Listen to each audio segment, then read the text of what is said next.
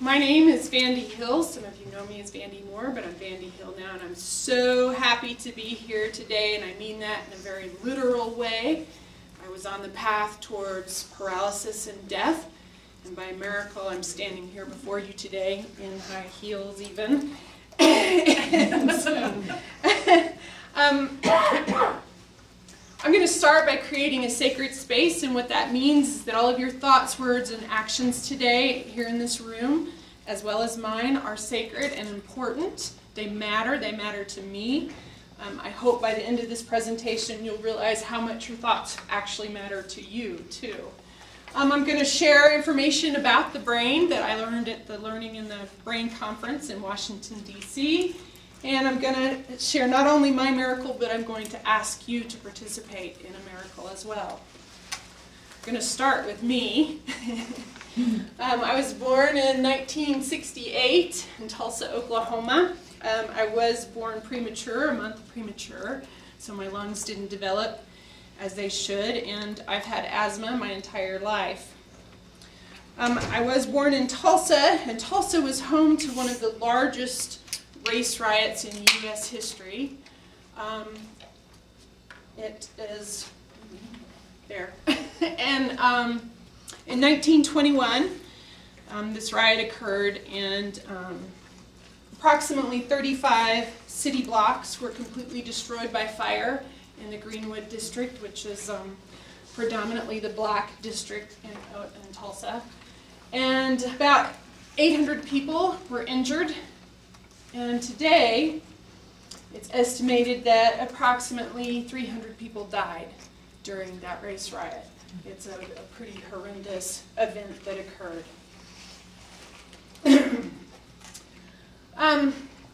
The reason that's important is because in 1973, Tulsa developed what they call a magnet school. These were government-funded schools developed to help in the desegregation process. And so you were accepted. You had to apply to get in, and you were accepted 45% African American, 45% Caucasian, and 10% other. And I did attend Booker T. Washington from 1983 to 1986. That will be important later. This is me back in the day when I was 17 and attending. You know, after high school, I did attend a community college much like this one, and I reached that point. I earned a full scholarship to attend a private university at the University of Tulsa, and I was at that point in my life where I had to decide which direction I wanted to go. And for me, it was either between English, because I wanted to be a great writer someday, or physics, because I was interested in quantum physics. And the reason I was so intrigued by quantum physics was it talks about how we're all made up of the same energy, and therefore we're all connected, and that really inspired me. However, I'm not a mathematician, and so I elected to go the English route and earned my bachelor's of English in 1991 from the University of Tulsa. There I am, right there. I have, because of life and necessity, I started teaching. I have taught a variety of classes over the past 20 years, everything from composition, literature, creative writing, humanities, college success, and pre-algebra. I couldn't get away from the math. There it was. I did, along the way, earn my master's in administrative leadership from the University of Oklahoma. I helped to start an Upward Bound program in northeastern Oklahoma at NEO A&M College, and it kind of shaped my career because I kind of fell in love with empowering students, particularly students in need. And so I started applying for jobs around the country, especially where there were mountains, because I wanted to move to the mountains and I wanted to help students in need, and Snow College is where I ended up. It was my dream job to be here in the mountains, and I did finally make it right smack dab in the middle of the mountains. I live on Clear Creek Canyon in Fish Lake National Forest. That's 22 miles from Walmart. The electric lines end at my house. I have golden eagles mating in the backyard occasionally. Cougars and coyotes stroll down the road in front of my house, and I absolutely love it. There's my little bitty house. And it really looks like I'm in the mountains on that picture. This is the view from my kitchen that I get to see every day. I live in my own paradise. Well, in 2008, 2009, the recession hit, and my position at the college was cut, and I did finally end up getting an advising position, but it wasn't quite in my field of expertise. So I decided to start a jewelry business. And I started a jewelry business, started making jewelry. I also started doing art in earnest. My parents have always told me, they're all artists, all four of them, that not to quit my day job. And they make their living at it. And they told me, don't quit your day job. But in 2009, I really did start doing artwork and in earnest. And I had a couple of different art shows. I had one at Fremont Indian State Park. I had one at Anasazi State Park. And I was written up in a magazine. And here you go, you can kind of see this was my Anasazi show. Written up in the magazine. I even won a finalist position in an annual art competition. But I wasn't selling my art. So now I was feeling, on the one hand, I was feeling very devalued as a teacher, and now I was feeling devalued as an artist. And I was so busy all the time. I was working full-time, doing the jewelry business, making all the jewelry, doing all the artwork. Just one of those drawings takes approximately 40 hours to do. I was so busy all the time that I always felt like I was forgetting something. And I started saying, good thing my head's screwed on straight, implying that if it wasn't, that I'd probably go off and forget it somewhere. That's how busy I was. Mentally, I was always saying that, good thing my head's screwed on straight. Emotionally, I was completely exhausted. Spiritually, I was empty. And physically, I was about 100 pounds overweight. Sorry. And here's me for Halloween. And I was thing number one, and I epitomized that. That was truly what I felt like. So that was in October of 2012. That June, I'd gone down to my orchard, and I went down there to see if I was going to have any fruit for the season. I have a squirrel, I call him Fat Bastard, and he's got a whole clan now, and he had decimated my orchard, and so I didn't have any fruit. And I was feeling particularly desolate and empty that day. And here you can see my kitties. They were with me that day, and they were so full of life and full of joy, and it was in such sharp contrast to the way I was feeling. Now, if you know me, you know that I am fiercely independent, and I rarely ask for help. And I think part of that's because, I've been living on my own since I was 15, emancipated at 15. And so, I've just kind of always taken care of myself. So it was very, very rare for me to ask for help. And I certainly didn't ask for help from God. Well, on that day, I did. And I prayed, please, God, return love to my life. Well, in October of that same year, I reunited with a friend of mine, Lenny Singleton.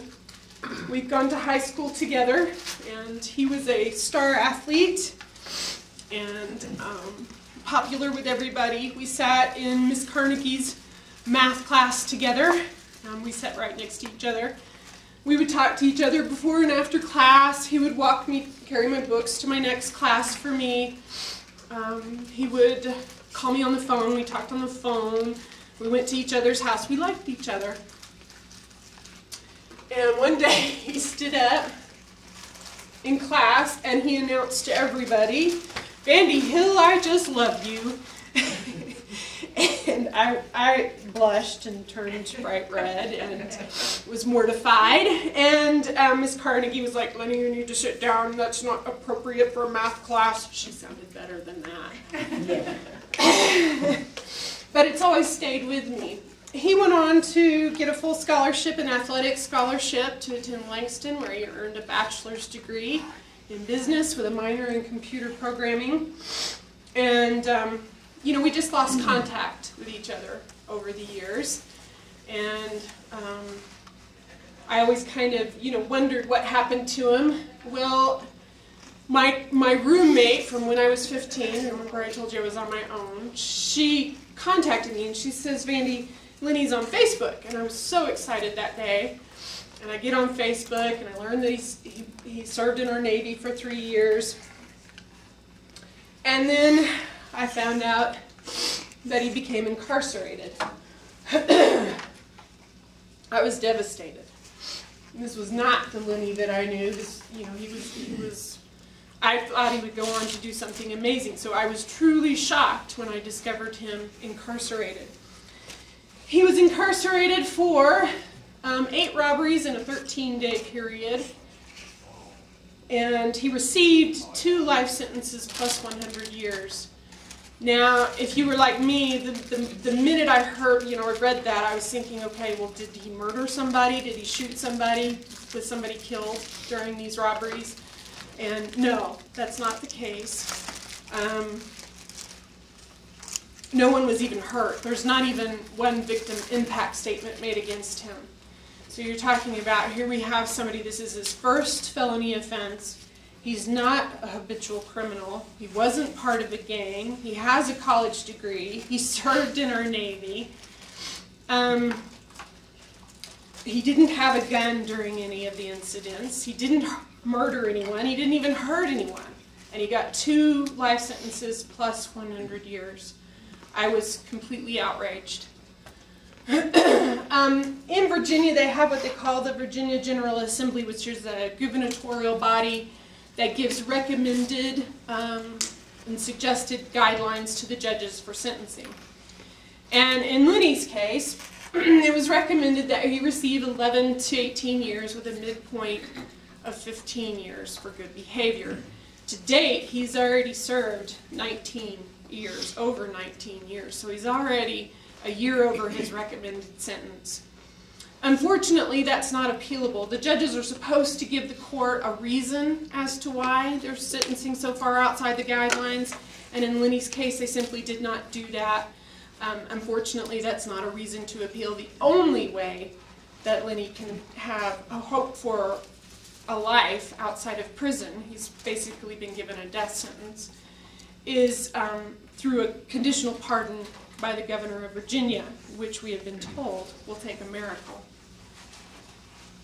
You can see many of these stories here that I've posted are about people who have murdered, who have received less years. Here's a man who committed a murder and he got 17 years. Again, Lenny got 2 life sentences plus 100 years. It's not even possible to do that. But he got more time than somebody who murdered somebody. And his case is an example of extreme sentencing disparity in this country, where a black man received a much higher sentence than if he had been white. Well, I was devastated. I began writing everybody I could think of. I wrote the governor at least 7 or 8 times. I even did a drawing of him and his wife in front of the governor's mansion, hoping to be able to utilize that in some way.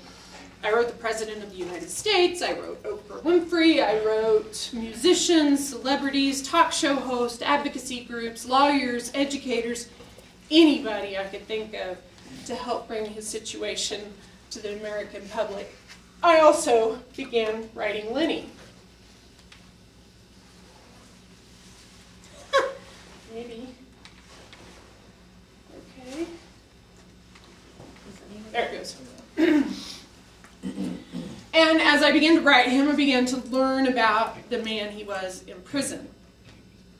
Lenny is basically a role model to all of the other prisoners incarcerated with him. He gets up at 4 a.m. every day to go to work. He works in a position of authority. He's a manager for the materials department of Virginia Correctional Enterprises. They make furniture for the state. For that, he makes 80 cents an hour. And during his entire incarceration, over 19 years, he has never asked for help from anybody, not from family, not from friends. He uses that 80 cents an hour that he makes to buy all of his commissary items and needs. He's also been a leader in the church there in Nottoway, and he takes every workshop he possibly can. Right now he's chosen out of thousands of men. They chose 10 people, and he's one of them in a class for substance abuse. He's always looking to improve himself. Here's the Lenny that I knew. Not only that, he's never received any infraction for anything. He's never been written up for anything in that entire 19 years that he's been incarcerated. That's virtually unheard of. He's got a lot of letters of support. I have them from both people inside the institution as well as his employers, his supervisors, as well as people outside of the prison who knew his character before he was incarcerated. So all of them are singing his praises. So for me, when I began to write Lenny, the writer in me woke up. And as I was catching him up over the past 28 years of my life, I began to realize what a bad state I was in. And I began making better food choices, and I began walking, and you all saw that because I even won the annual weight loss competition that year. Something in me just kind of woke up, and I realized how bad it was. And by the end of 2013, I had lost 50 pounds. Here's me after that. Because I lost so much weight, I was able to feel the lump in my left armpit. And it turns out that it was in March. By March, I knew it was breast cancer. In April, I had a lumpectomy. You're looking at my armpit there. And after I had the lumpectomy, it swelled up real huge. Had to have it drained. That was fun. They took the tumor right out of, it was right above my heart. They removed that, and they removed 9 lymph nodes.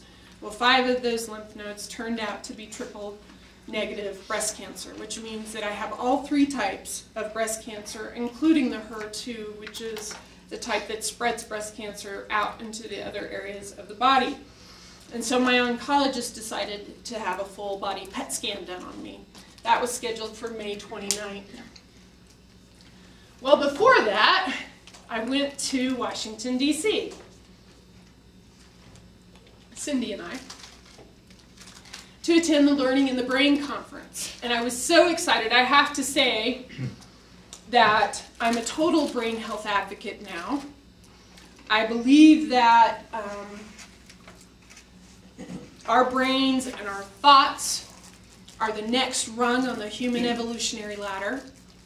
We know more about the universe than we know about our brains. And so everything I was learning there was really exciting for me. And I'm going to try and put it all in a nutshell. I can't cover everything that we learned that week, but I'm going to cover some of the things that I think are most important. First and foremost, thinking matters. When your brain grows by creating neural pathways. And the more you think over something, the stronger those pathways become. And it actually grows your brain.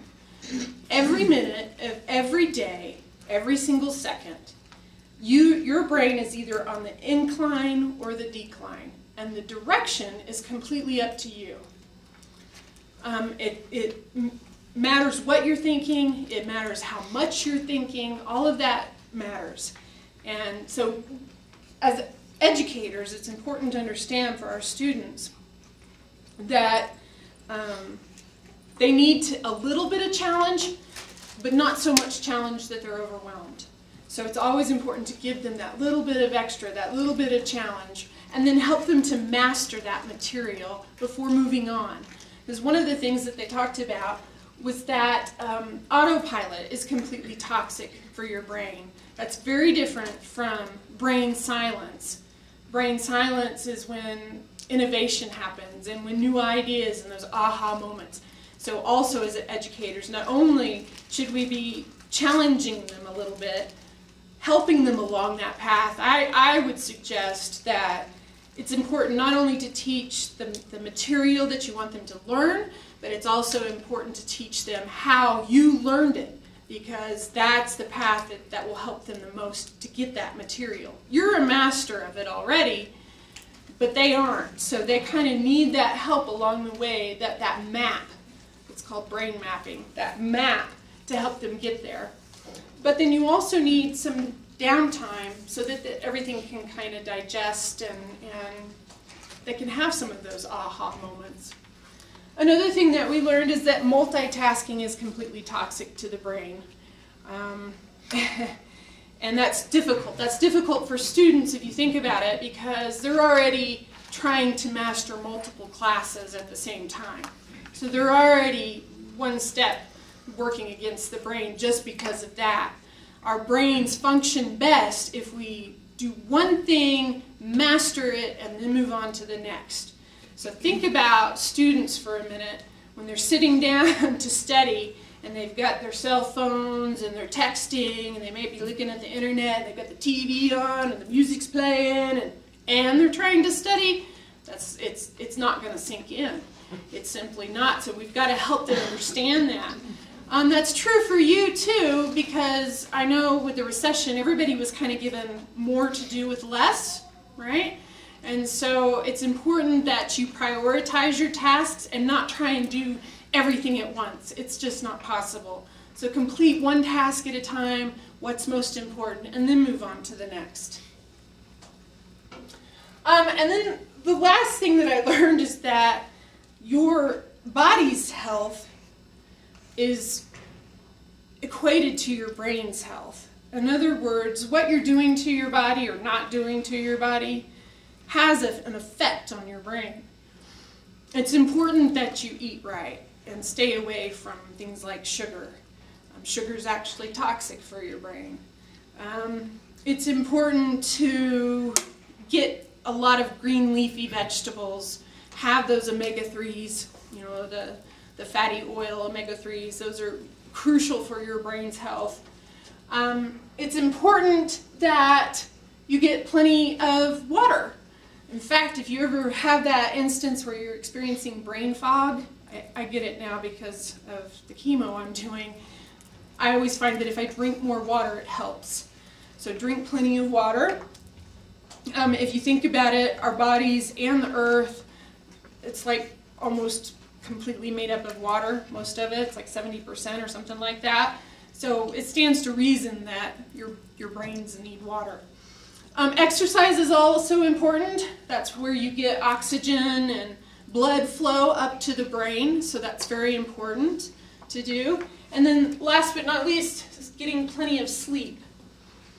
And this is probably the #1 for students, because they, you know, I don't know how they do it. They live on 3 hours of sleep.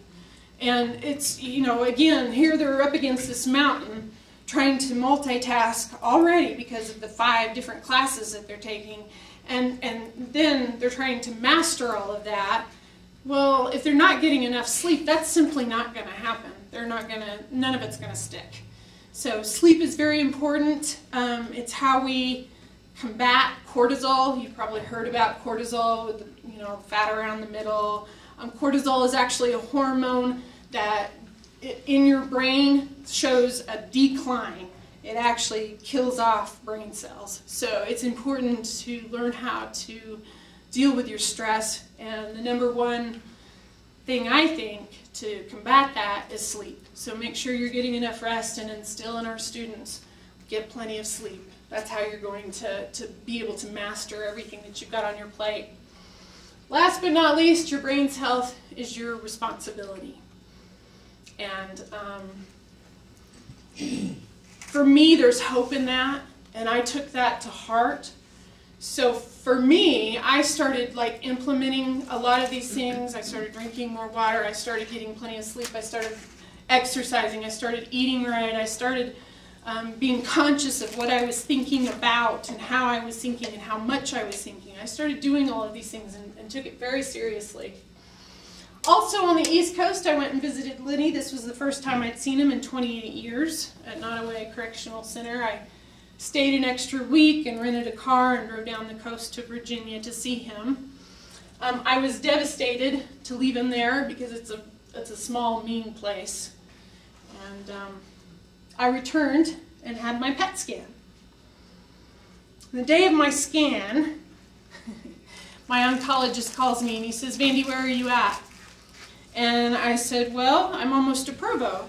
And he says, "You need to go to the nearest emergency room right now. You need to go to the Provo emergency room right now." I'm like, "What?" And he's like, "You have a tumor on the base of your neck, at the top of your spine, that's pushing on your spinal cord, and it's threatening to paralyze you from the neck down. You need to go now. And I hate to tell you this, but that means you're stage 4, incurable." Well, first of all, if you're going into the medical field, I wish some of the medical ladies were in here today, do not give dire information to someone while they're driving. I'm just saying. I made it to the emergency room okay, and I was admitted. I spent 7 days in neurology ICU. I had 2 back-to-back surgeries, one on my throat and one on the back of my neck. That they removed the T1 vertebrae, which is the vertebrae that had the tumor on it. They completely removed that out and they replaced it with a cadaver finger bone. It's kind of creepy. And so now I've got a cadaver finger bone, a metal plate, and wires and screws. My head is literally screwed on straight. Think about that for a minute. So something that I was saying to myself every single day is now literally true for me. Now I can say it. Now it's okay. So I woke up in the worst pain of my life. I had 22 staples in the back of my neck. I had a huge brace on. Here you can see me in my brace that I had to wear for about 4 or 5 months. I had no voice. I lost my voice. And of course then I had that lovely diagnosis of being incurable. I was pretty devastated, but still managed to wear my smile. I've gone through radiation, and this is a radiation mask, and I've been through about 7 months of chemo. I'm trying to smile there, not quite making it. They had to stop because it damaged my heart, and I had to stop and have an ablation done, which fixed my heart. That's awesome. It actually fixed it better than it was before. And so now I'm back on the chemo. I just had my last PET scan about 2 or 3 weeks ago, and it came back that all the cancer is completely resolved from my body, meaning that I no longer have any active disease in my body currently. So that's a good thing. So when I think about this, if I hadn't have reunited with Lenny, because I feel like he created a miracle in my life. He saved my life, basically. If I hadn't reunited with him, if the Tulsa race riots had never have happened, and I hadn't attended Booker T. Washington and met Lenny, where I reunited with him 28 years later, started writing him and catching him up on my life, and realized what bad state I was in, and started doing something about it, lost the weight, found the lump. If that series of events had never happened, I wouldn't be standing here today. I would have either been paralyzed or dead right now. So Lenny, in effect, I think, saved my life. Now I'm trying to do the same for him. You know, love returned to me in ways that I could have never have foreseen. I tell people that my cancer is a blessing, because it really did return love to my life. And probably number one is the love of myself. That returned to me. I also reconnected with that divine energy that connects us all. I got love from coworkers. So many of you reached out to me. Friends, family members. I know my supervisor, when I was here at the college, she was there every single day when I woke up for my surgeries. She came to both surgeries and was there for me when I woke up. And of course, Cindy has taken me to too many appointments that I can even count. I've had love from neighbors and strangers, just everybody just really reached out to me. And so love returned to my life in so many ways. And of course, the love from Lenny. He calls me every single day, and he keeps me from that dark abyss. As you can imagine, anybody in my situation might, you're faced with your own mortality, and I've had to really check myself several times. And Lenny helps me with that. He told me to get a NutriBullet, which I did. I love it. I recommend it for everybody. Get nutrients down to your cells, especially if you're punishing yourself in any other way. At least do that. At least get those nutrients to your cells. It's important. He encourages me to take naps. If you know me, you know I'm not a napper. I've never been a napper. So for me, I was the kid, fighting it when I was little, getting up and coloring and things like that, anything to not take a nap. But with his help, I've actually take naps occasionally now.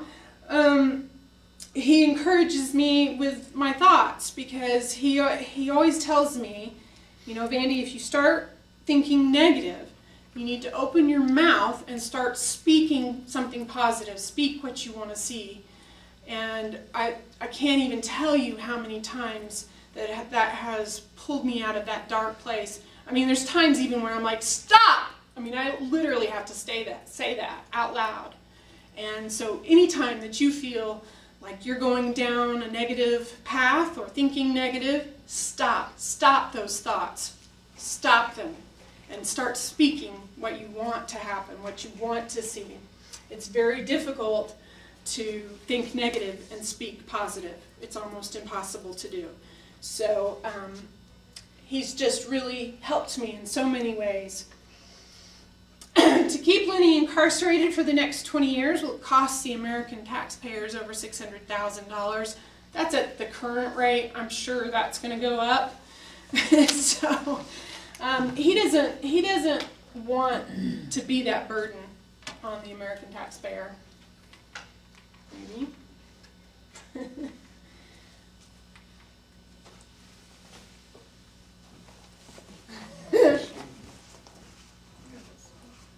Oh, there we go.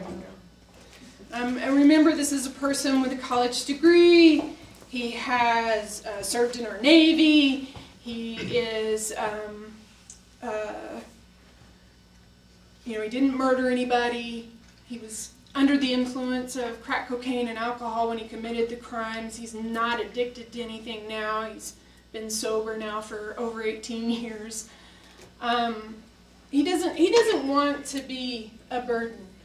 And I know just from his character, the Lenny that I knew from high school has returned, and he's so much more. He's so positive and upbeat, and you would think somebody incarcerated for life, basically, they wouldn't care, right? You would think that they would just, I don't know, they would act out and things like that. He doesn't do that. He's always trying to better himself and better the men around him and trying to make a difference. So I know if he was even given a chance at a second chance that he would do so much with it. So for me, trying to right this wrong, and because I love Lenny, I've agreed to marry him to bring it to the forefront of the American public. We're scheduled to be married. It's not the date I scheduled. It's not a way scheduled it. On August 20th in 2015. The lawyer thinks this will help bring it to the attention of the American public, and I'm hoping to do the same.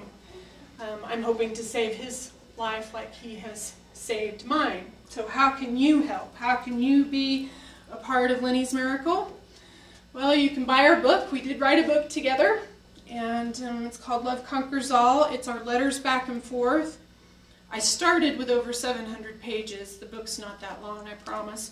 It's down to 225 pages.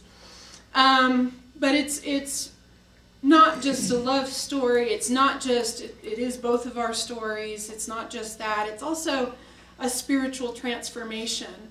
And we examine everything from the healthcare system to the education system to the judicial system.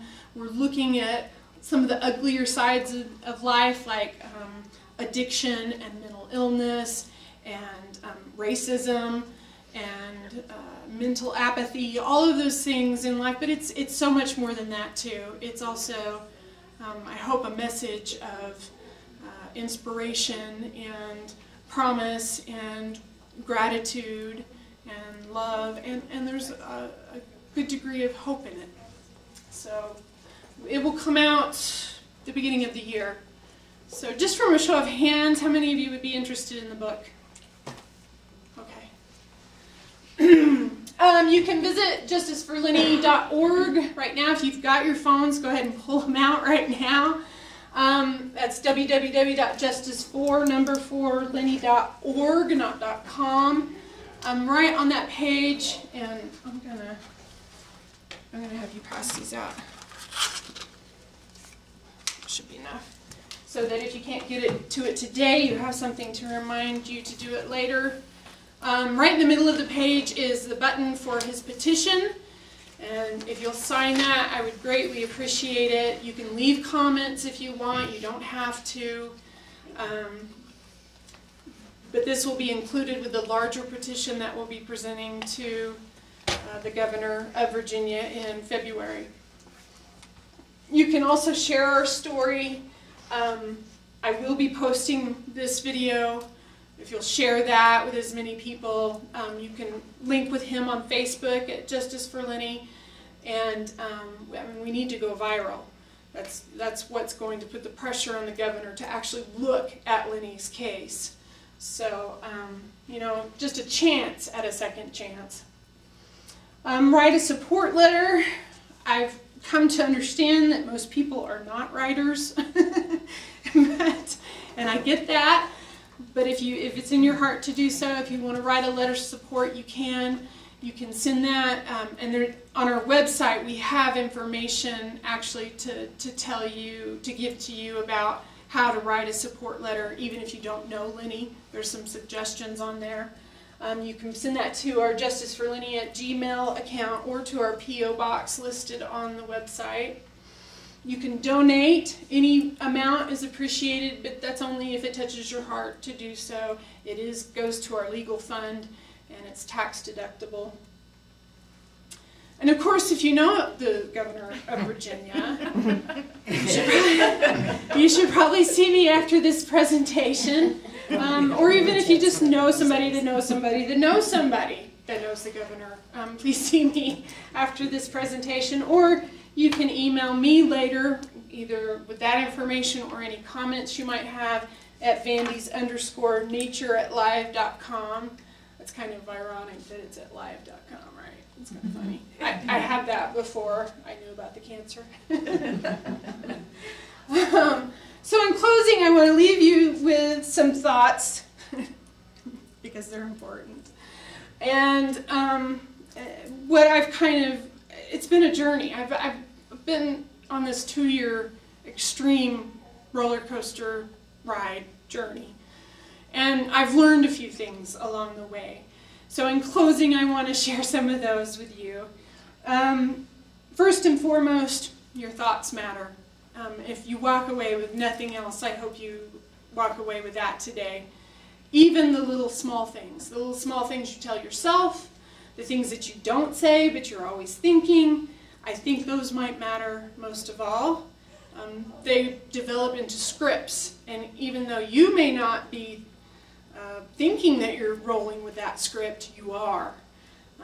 And so your body, your subconscious is actually, that is your script. That is what's coloring and shaping your entire life. So be very aware of what you're thinking and stop negative thoughts. You must think, speak, and act congruently. In other words, it's not enough for me to say I'm a healthy human being. I've got to think it, and I've had a lifetime, because I was born with asthma, I've had a lifetime of thinking that I'm an ill human being. And so I've got to counter that times 10 with my thoughts. I also have to speak the language of a healthy human being, and I've got to act like it.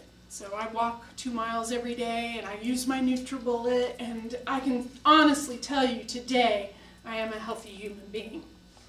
I keep telling my oncologist that I'm the healthiest patient he's ever had, and he's inclined to agree now. So, focus on what you like, on what you want in life, versus complaining about what you don't have, or you know, being mired in the present and being unsatisfied with the present. I know when I've experienced pain, and I've gone through so many unpleasant experiences, and Lenny's always told me, you know, whenever you start doing that, you know, start thinking of all the things that you're grateful for, and that has helped me. I can't tell you how much. Keep things in perspective. So I'm always thinking, instead of, oh my gosh, this is miserable, I hate this, I don't want to be poked again, you know, I start thinking, I'm so happy to be alive, I'm so thankful for my friends, I start thinking of everything that I'm grateful for. Your life is your space to fill, and how you think fills it. And so, you know, make sure that you are creating a good space for yourself. Fill it and give it good energy and good thoughts. And you do need to spend time thinking about what it is that you want in life, what your future, you know, what you want that to look like. Live now. Right now is the only moment you have. And you need to be in love right now, be happy right now, be in joy right now, be in harmony right now, because this moment now is shaping and coloring all of your future moments. If you're focused on the lack, then lack is what you're creating in your life. If you're focused on the abundance, then that's what you're creating in life. So live and be happy now. It really is important. And last but not least, value all the people in your life, and even it could be a total stranger. It's important to love everybody. You never know what someone might mean to you. They could save your life, you know. So we truly are all connected. What happens to one of us happens to all of us, and so be mindful of that in your dealings with other people. And so thank you for joining me today, and from that divine energy that connects us all, and from my heart, I truly thank you for letting me share this story. Thank you.